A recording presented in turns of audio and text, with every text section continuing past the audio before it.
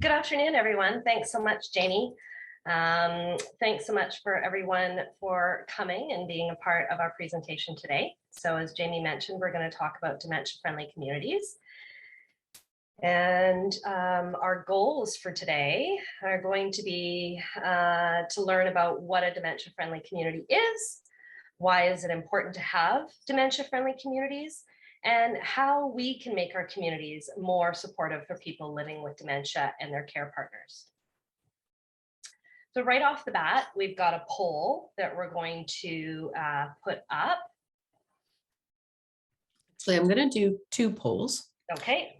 So the first one, it just asks you to describe your current role. So are you a person who has memory loss or dementia? Are you a primary family caregiver, like a spouse who's most responsible for taking care of the person? Are you another family member, a healthcare provider, a community or home support service provider, a volunteer, or do you are you interested in the topic, or do you work for or run a business interested in being more dementia friendly? So both people joining us today are healthcare providers. Awesome. And I'm going to just share, I already shared the results. I'll just put up the second poll here. So as healthcare providers, do you know someone who has stopped going out because they feel uncomfortable interacting in the community due to the symptoms of dementia that are being experienced? And depending on your role as a healthcare provider, it may or may not apply. Okay, perfect. I'll leave just another minute or two, as we had somebody else join us.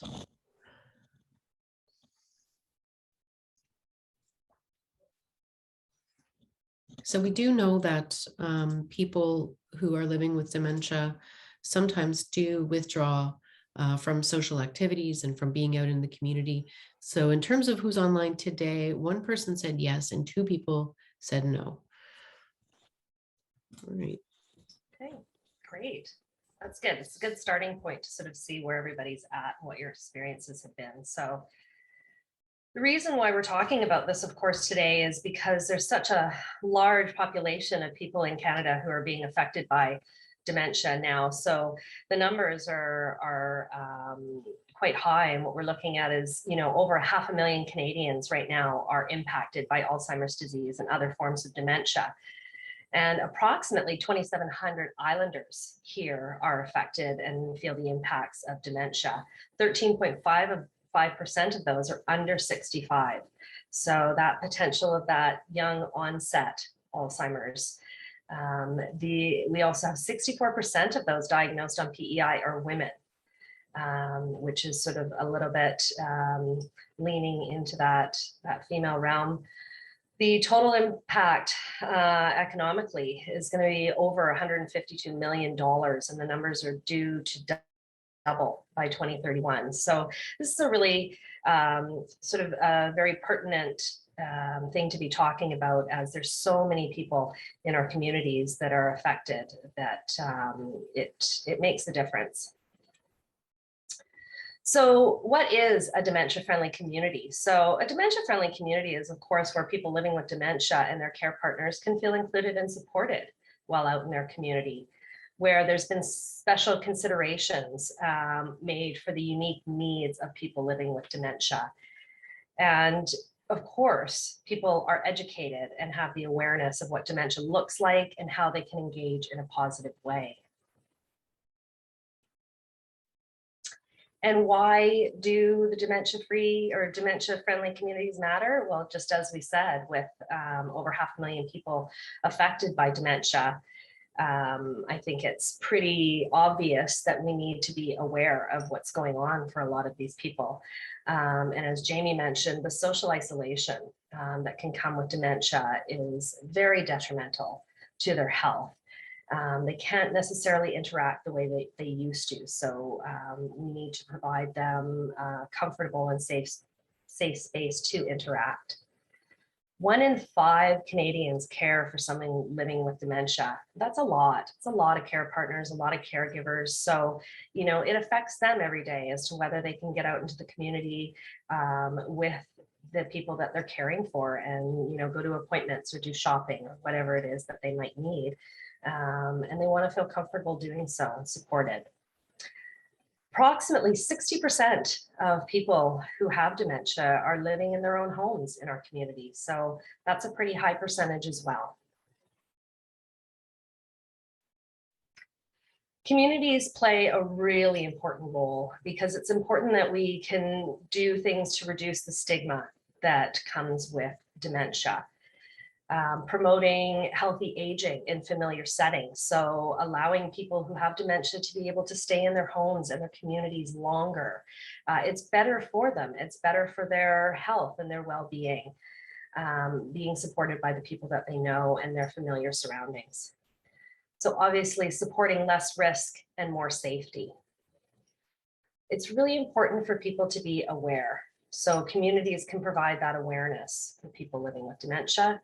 And of course, supporting people with dementia to fully participate in their communities. We've got another poll now. If Jamie would mind popping that up for me. Sure.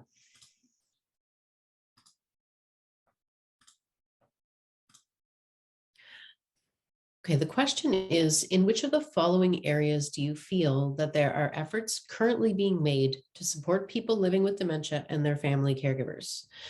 Do you see good things happening at the municipal or federal government level, in recreation organizations, retail businesses, restaurant hospitality industry, in healthcare settings, grocery and pharmacy, or none of the above? And you can choose more than one here.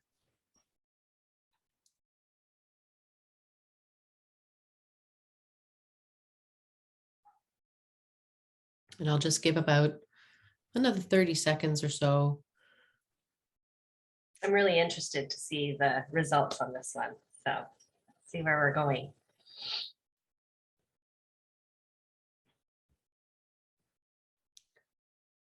Okay, I'll just end the poll there now.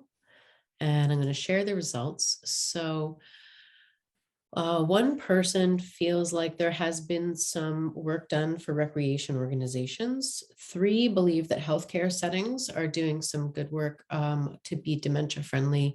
And 2 feel that none of the above, so that there's not a significant effort being made across any of these areas to support people living with dementia. Okay, that's interesting because it's really good to hear what people's perspectives are and what they're experiencing. So that's good. So when we talk about making a community more dementia friendly, what we're going to talk about today is two specific environments or 2 components to making the community a little bit more dementia friendly. And even though each person with dementia may experience the space around them differently, depending on how dementia affects what they see, hear, and feel, we can still design and build and maintain spaces so that people living with dementia can better recognize where they are, where they can go, and how they can get there. So the 2 components we're going to talk about today, one is the social environment. So obviously composed of being aware, communication skills, and understanding to create the friendly interactions. And the physical environment, the design elements and maintenance of dementia-friendly spaces. So when we talk about social environments, one of the biggest things that we can offer people living with dementia and supporting them is understanding and patience. We can make those interactions much more comfortable and much more positive for all involved when we do that. And when we talk about that, what we can do and what we can offer are 3 things that help to provide a better social environment for people living with dementia.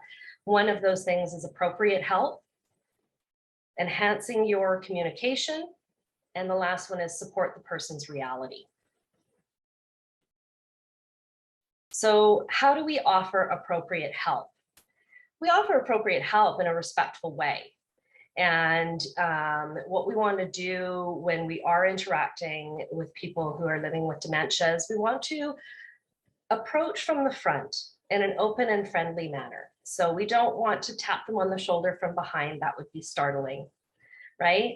So the other thing is to ensure that you stay in their line of vision. That's really important. Make sure that they can see you. Remove your sunglasses and large hats. That's also a big one.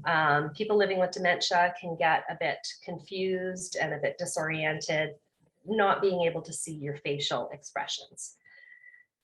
And then once you have been seen and you've been acknowledged by them, clearly introduce yourself. Communication. This is going to be one of the biggest ones, obviously. So when we talk about enhancing your communication, what we're really talking about is going that little extra step that we want to provide a really positive interaction. So again, make that eye contact and maintain it. If possible, if you need to, bring the person to a quiet place. People living with dementia can be very easily distracted and overwhelmed by lots of loud noise, bright lights, things like that. So if you find that they're looking a little bit agitated and not able to sort of hear you, or they're looking a little bit confused, if there's a quiet space, that would be much more appropriate for them. Listen and speak directly to the person. Now I say that, but we also need to be aware and take cues. So sometimes what you'll find is that their care partner, their caregiver is there, and they're maybe speaking a little bit more on their behalf. So you can take those cues. You can talk to both of them and engage both people at the same time. But likely, if that is the situation, you'll probably be getting the communication and the replies back from the care partner. Speak slowly and clearly in a pleasant tone. So that's really important too. Don't assume that they can't hear you. Likely they can probably hear you just fine. You don't need to raise your voice. It just takes them a little bit longer to reply and to process some of the things that you might be saying to them. Ensure that you use short, simple sentences and just share one comment at a time. That helps them to have a moment to process what you're telling them or what you're asking them. Using close-ended questions. So those yes or no questions are really helpful when you're interacting. It just keeps things a little bit more on track and it's less confusing. Again, as I mentioned, allow time for them to respond. So sometimes you might just need to be quiet for a moment and just allow them to speak when they're ready. And if you need to, you can repeat yourself and you can also try again later. So sometimes in that moment might not be the best time if they're not quite understanding you and it's feeling a bit frustrated. Sometimes it's better to just let it go for a minute, take a step back and try again in a few minutes. Another thing that we use a lot in the English language and here in North America is we use a lot of slang and a lot of metaphors. And those can be really tricky for people living with dementia. They take things a little bit more literal. So it's best to keep things really simple and to try to avoid using any kind of slang terms or metaphors for things. Supporting the person's reality. So this is also a bit tricky, but it does help, and it helps you to not get frustrated. It's really important. A person living with dementia's perception and understanding of what is going on may be very different from yours, and whether they're right or wrong, whatever they're experiencing is real to them. So they may not be able to adjust to your reality, but you can support them by adjusting to theirs. So some of the strategies for this are to recognize how the person might be perceiving the situation and focus on what the needs are more than any of the small details. You know, do they seem to need to sit down somewhere? Do they need a calm, quiet place? You know, do they need somebody helping them find their way? So just just kind of, you're putting on your awareness a little bit for that. Respond to the feelings. So no matter what the story is that they might be saying or what they're telling you, you're going to get the feelings from them. They, whether they're upset, whether they're really excited. So follow those feelings and try to stick with those. Connect and don't correct. Now, this is something that we use at the Alzheimer's Society quite a bit. And again, because their reality could be something very different from yours, we don't want to startle and upset them by telling them that that's not what's happening or that's not correct.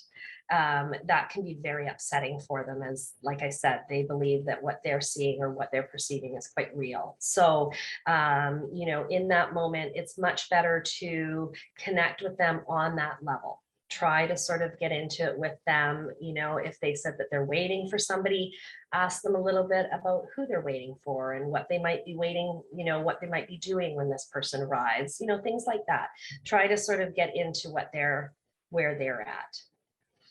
You can invite the person to tell you more about what they're trying to do and offer them help.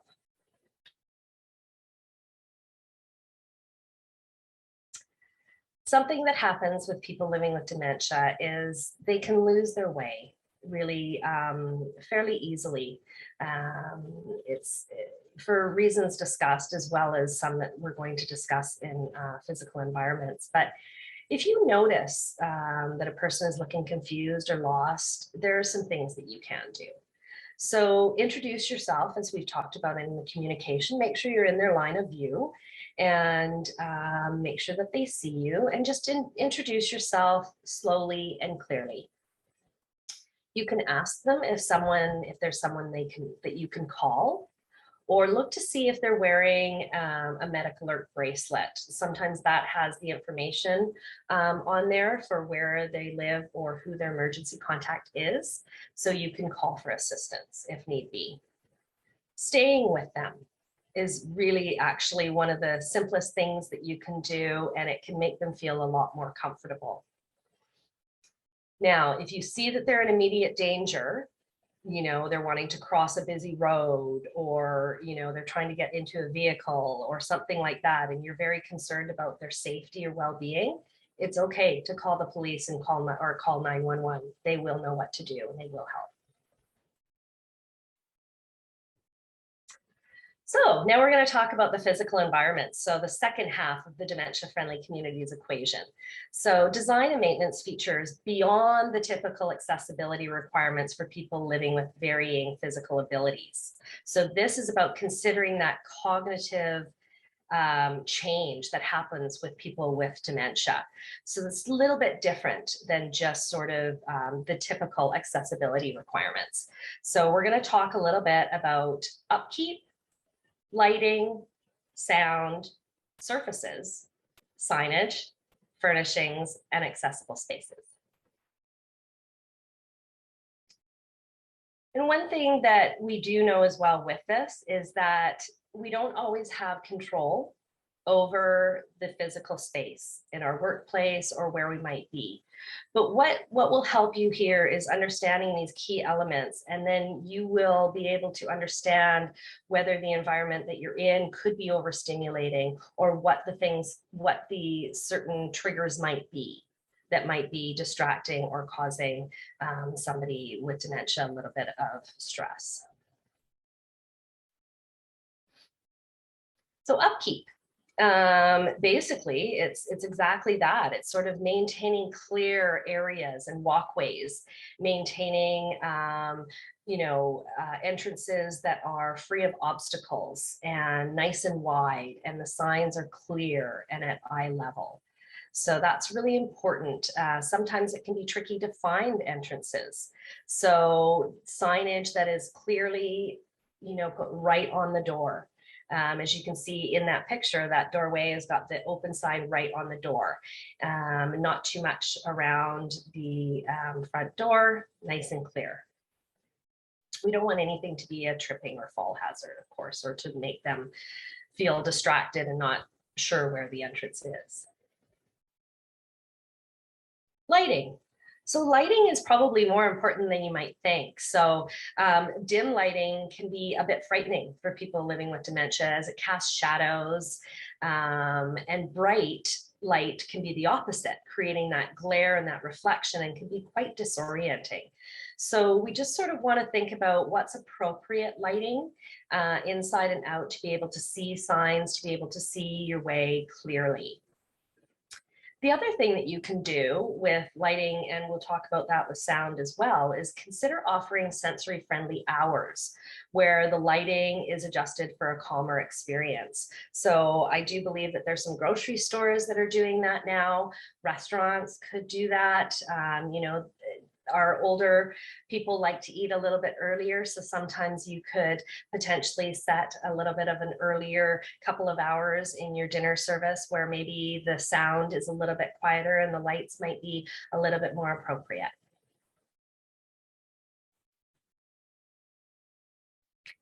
Sound. So sound is a big one, can be quite overwhelming for people living with dementia. So that one can be is really quite important to keep an eye on. So at lots of places, grocery stores, retail outlets, hair salons, they have music playing. And so that can be a little bit tricky for people with dementia. So if we can sometimes turn the music down or at least have a quieter space available, that would be really helpful. And again, offering times when those sounds and noises are completely turned off. And if you have a PA system that you use at your business, making sure that those announcements are clearly audible, not all staticky and hard to understand.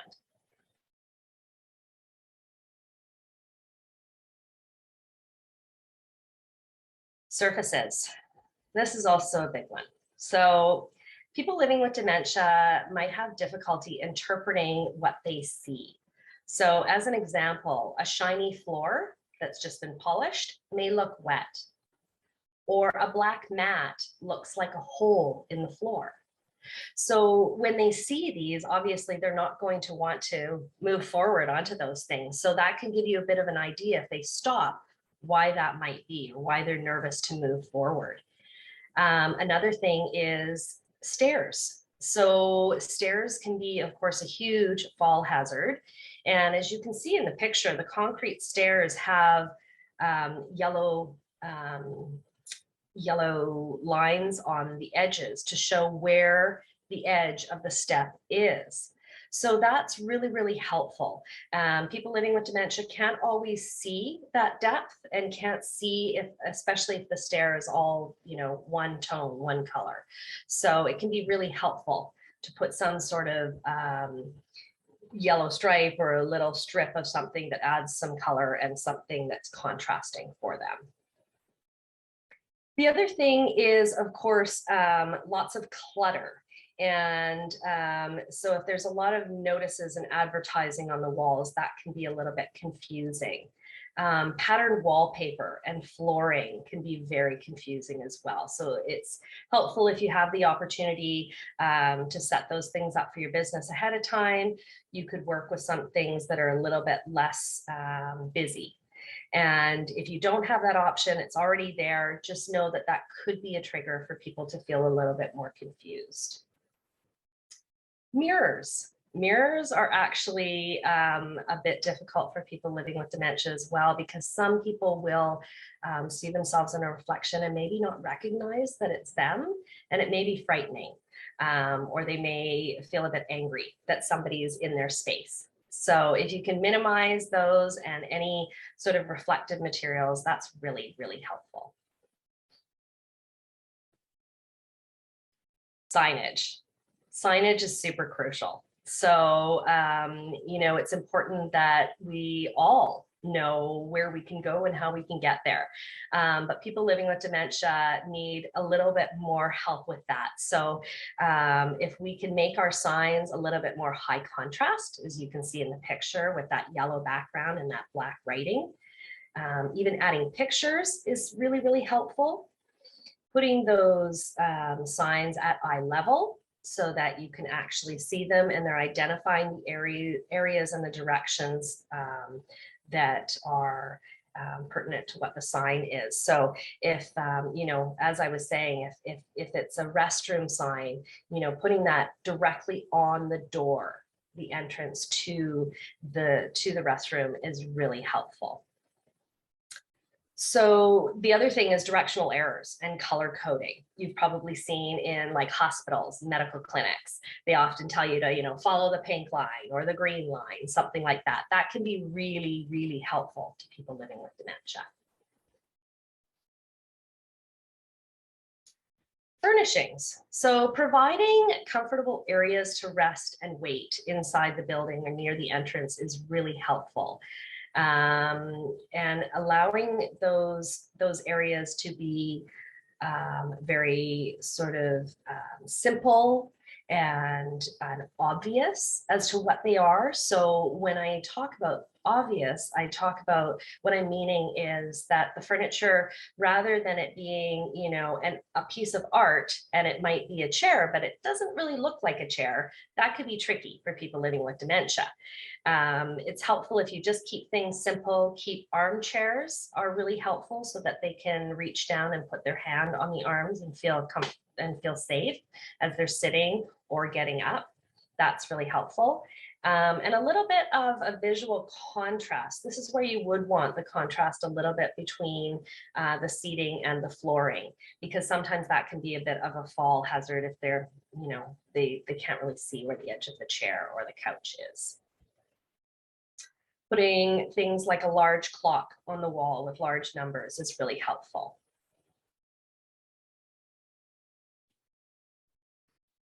Accessible spaces. So when we talk about accessible spaces, we're really talking about washrooms.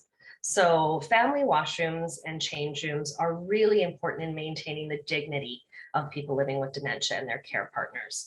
So it's not always clear for people.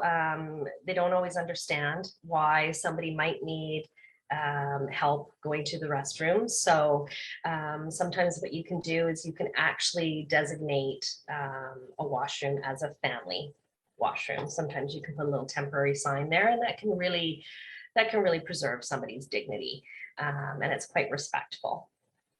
So what we really want to watch for in our accessible spaces is that clear signage we've talked about, that clear direction, how to get there, good lighting so they can see, and of course, color contrast.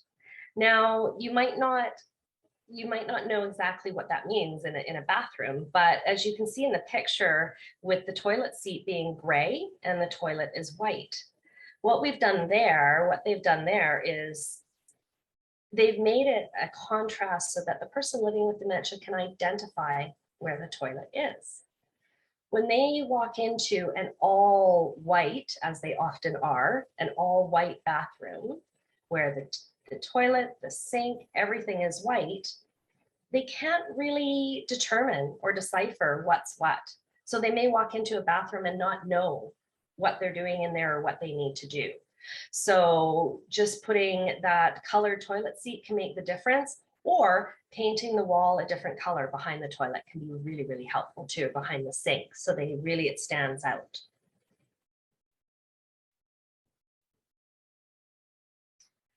So I've got a few sort of examples here of some areas where we can chat about what we can do to make these areas a little bit more dementia friendly. So obviously in the restaurant, menus are going to be a big one. So those menus being sort of contrasting. So whether it be a white menu with black writing, a very clear font, nothing too fancy or decorative, is much easier for people to read, as well as maybe even adding some pictures. That could be really helpful. The lighting, of course, again, as we talked about, maybe it can be adjusted, or there could be certain areas where maybe the lighting is a little bit brighter, so that people can see their menus easier, and maybe the sound is not quite as loud. Retail. So I know that I think we all probably feel the same way about retail, is it's really helpful when we go into a retail store and things are clear and organized, and the signs are relative to what the products are that are on the shelves. So I think, you know, in the retail industry, keeping those things very clear and organized are really, really important. The other thing that we hadn't touched on yet, but you could consider having a greeter. So, you know, like when you walk into Walmart and there's somebody there that says, you know, welcome to Walmart, and, you know, what are you looking for today? And they sort of direct you to where you need to go. That can be really, really helpful for somebody living with dementia and their care partners. So it's something to consider. In the hotel industry, same kind of thing. Those signs are really important. So that people don't get overwhelmed and they know exactly where to go and how to get there. Again, a greeter could be a really positive addition to your business. And surfaces. So surfaces in hotels are a big one because those floors are always shiny, aren't they? And there's always a lot of reflective you know, art and lighting and different things in hotels. So they can actually be very overwhelming. So if you're in a hotel, if that's what your business is, I think that there are some things that maybe you could look at there, you know, that you could be aware of and how they might affect people living with dementia. So trying to reduce some of those reflective surfaces, maybe sort of, you know, not having as many mirrors or things like that around. And just watching those mats, you know, those floor mats could either be potentially removed if it's safe to do so, or having them a little bit less contrast on the floor. Now, if you're running a small business, maintenance is going to be one of the biggest things. So especially flooring and lighting. So tripping hazards are, of course, a very big one for people living with dementia. At certain stages and with some dementia, people don't lift their feet as well as we would like them to, as they need to. So sometimes they shuffle a little bit. And so if flooring is uneven, or if it's lifting, or it's just not being well maintained, that can be a huge fall hazard. As well as lighting. So make sure that that lighting is appropriate, both inside and out. And healthcare. I know that there's some of you that are in healthcare. So, I mean, obviously, you know, there's going to be quite a few of these things that would be really helpful in a healthcare setting. But one of the biggest things is, I think, understanding and having that dementia knowledge. That's something that we provide at the Alzheimer's Society. My colleague Shelley King, she's an LPN and she does education. She does education for healthcare providers. So, you know, if you're ever in need, don't hesitate to reach out. That's going to be one of your sort of first tools in your tool chest, is having that understanding of dementia and using that communication. So using those things that we talked about, line of vision, speaking slowly and clearly, you know, one comment at a time. So things like that are going to be really helpful for you.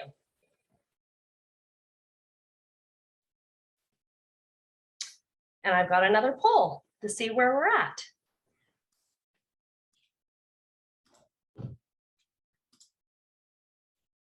All right. So the last poll today is asking about, where in the community do you feel we need improvements in order to be more dementia friendly? And you should be able to select more than one. Oh, it didn't launch. I'm sorry. That must make more sense now. So you can select more than one area.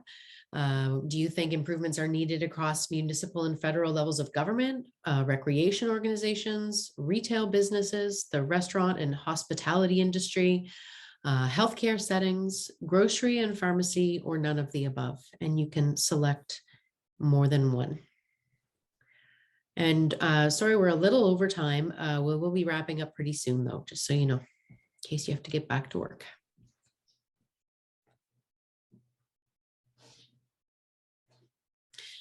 Okay, got a couple of responses in.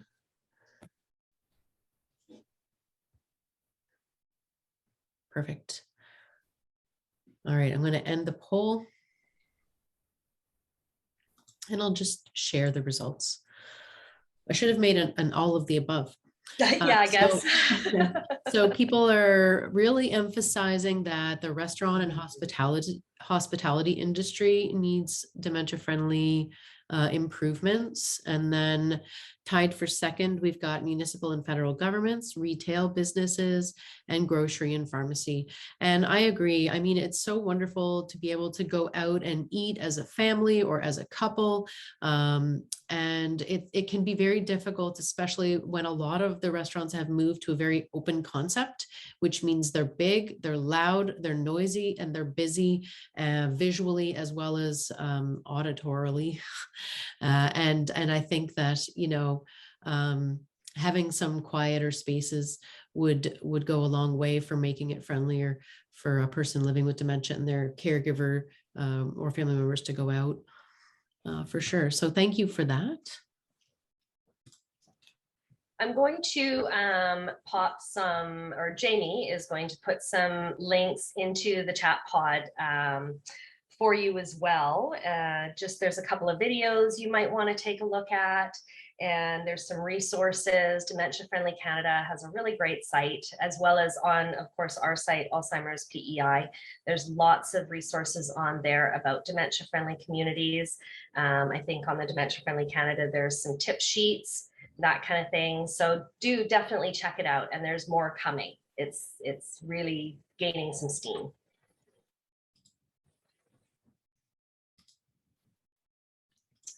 Yeah, I'm just throwing those up into the chat pod now, and you can kind of open them up and take a look later if you want, or just copy the links down.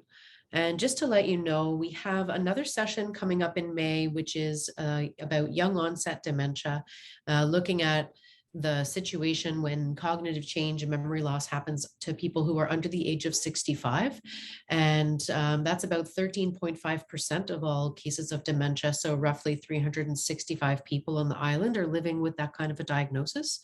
We're also in June going to be having a presentation from Shelley about falls prevention in dementia and the importance of that and ways to reduce the danger of falls. And later on in June, we will be doing one that talks about communication and behavior change in dementia. So more in that moderate stage. And it'll look at what are some common behaviors and what are some non-pharmacological and pharmacological approaches to managing those behavior changes and enhancing communication. We've also got dementia care training for healthcare providers underway. Actually, Shelley is teaching today. That's why one of the reasons she's not presenting. She's teaching up in Summerside, and there will be upcoming sessions in Montague and Charlottetown as well. And just a reminder, can you go to the next slide? You bet. Yeah. Thanks.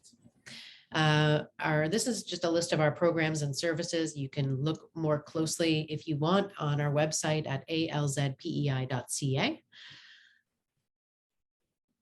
And a reminder that this is Walk Month. So every year we host the Walk for Alzheimer's, and this is our largest annual fundraiser. So most of our funding actually comes through donations and fundraising. And this is kind of the big one. We're really excited to be having an in-person event again this year after 2 years of virtual. And we're going to be hosting in-person walks in O'Leary, Summerside, Charlottetown, and Montague.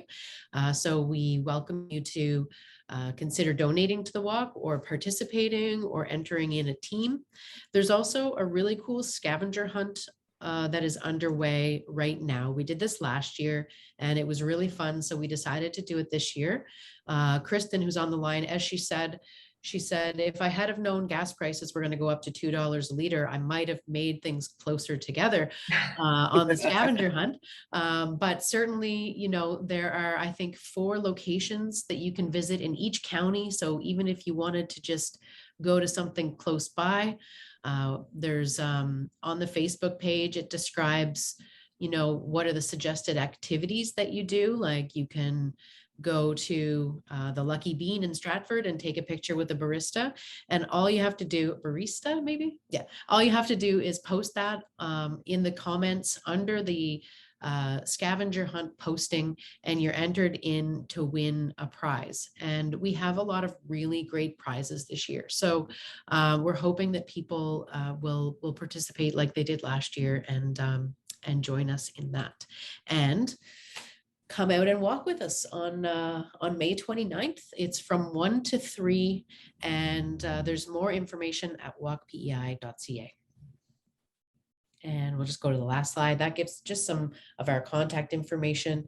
And once again, we just want to thank you very much for joining us. We will be putting this up on our YouTube channel. And thanks a lot to Penny for this presentation about dementia-friendly communities as well.